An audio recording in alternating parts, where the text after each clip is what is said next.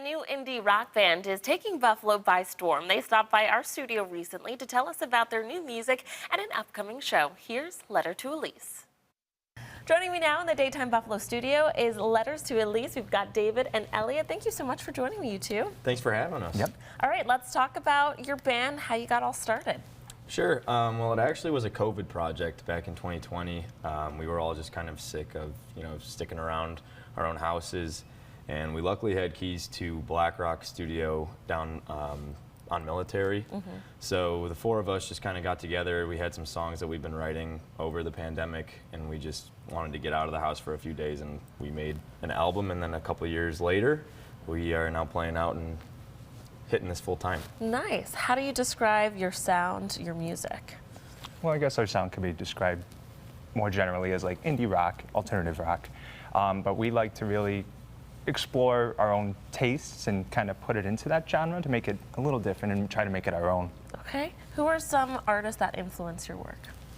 Well, we're actually named after the band The Cure, so I think we have a bunch of 80s pop influence in us, but Dave and John are also two prog boys, so progressive rock. Yeah. Okay. So there's still a lot of that kind of,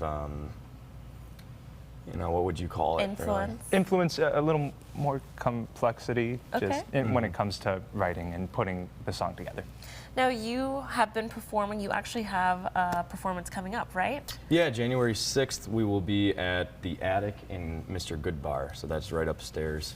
And we'll actually be joined by a great local musician, Alex Cousins, who plays the cello. He's also in Sunday Rain, and I think he fills in for PA Line a couple times a year, right? Yep. So he plays with them as well. Yeah.